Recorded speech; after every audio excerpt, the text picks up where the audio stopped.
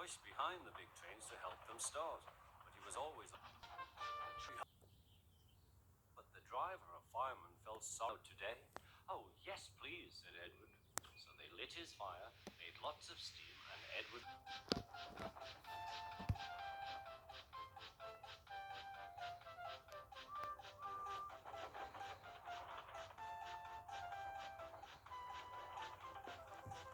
Edward worked hard all day. The coaches thought he was very kind, and the driver was very pleased. So flawed. Complaining to each other. Oh, they cried. Whatever is happening? There were no more trucks. Then he stopped to rest. Presently he heard a whistle. A goods train! A goods trainee! Edward laughed and went to find some more trucks. Then there was trouble. Gordon can't get up the hill, the porter called to Edward's driver. Will you take Edward and push him, please?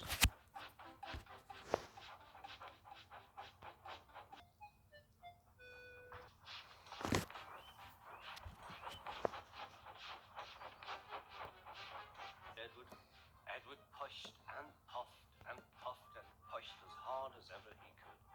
And almost, I've done it, he said proudly. Thank you. Edward was left out of breath and far behind. He ran on to the next station, and there he found that the driver and fireman were very pleased with him. The fireman gave him a nice long drink, and the driver said, I'll get out my paint tomorrow and give you a beautiful coat of blue with red stripes. Then you will be the smartest engine in the shed. Once, an engine attached to a train was afraid of a few drops of rain. It went into a tunnel and squeaked through its funnel and wouldn't come out again.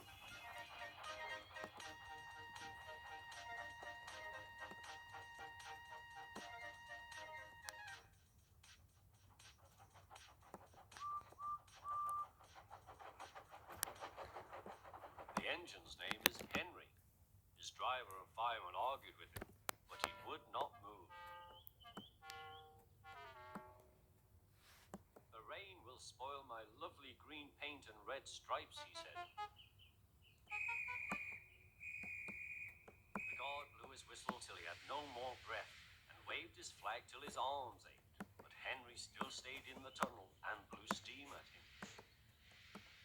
I'm not going to spoil my lovely green paint and red stripes for you. Then along came Sir Topham Hatt, the man in charge of all the engines on Sodor. They call him the Fat Controller.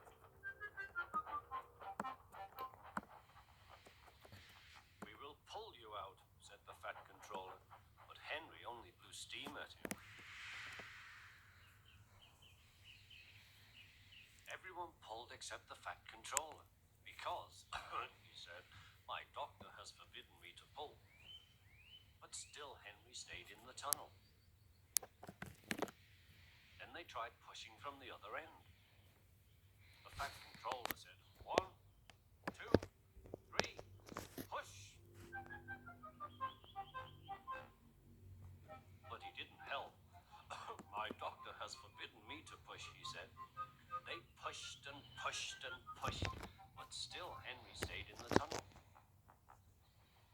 One argued with Henry. Look, it has stopped raining, they said. Yes, but it will begin again soon, said Henry.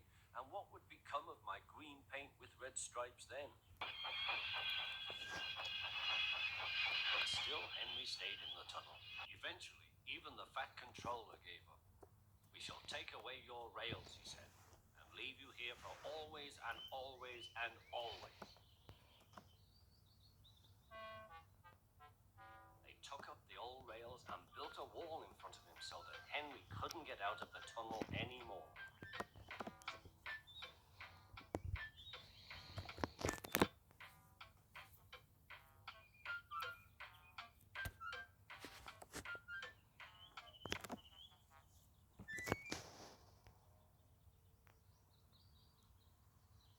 All he could do was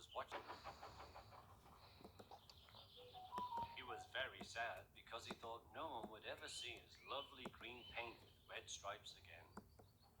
As time went on, Edward and Gordon would often pass by. Edward would say, "Peep, peep, hello." And Gordon. Poor Henry had no steam to answer. His fire had gone out. Sudden dirt from the tunnel had spoiled his lovely green paint and red stripes anyway. He wondered if he would ever be allowed to pull trains again. But I think he deserved his punishment. Don't you?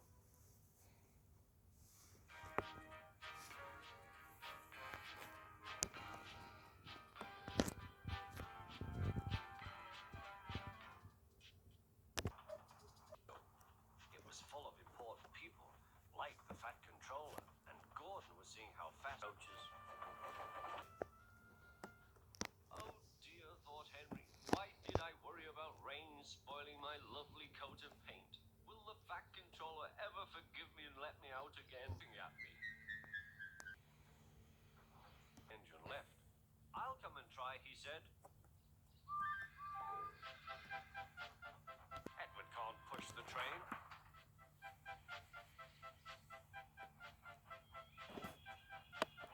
Edward puffed and pushed and pushed and puffed, but he couldn't move the heavy coaches. "You help pull this train, Henry?" he asked. "Oh, yes," said Henry. "Oh, I am stiff, he groaned. "Have a run to ease your joints and find a turntable," said the Fat Controller.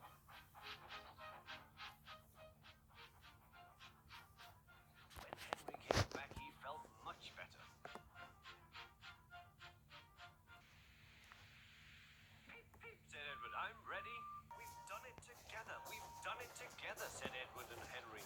"You've done it, hooray! You've done it, hooray!" sang the coaches. Everyone was excited. The Fat Controller leaned out of the window to wave at Edward and Henry. But the train was going so fast that his hat blew off into a field where a goat ate it for tea.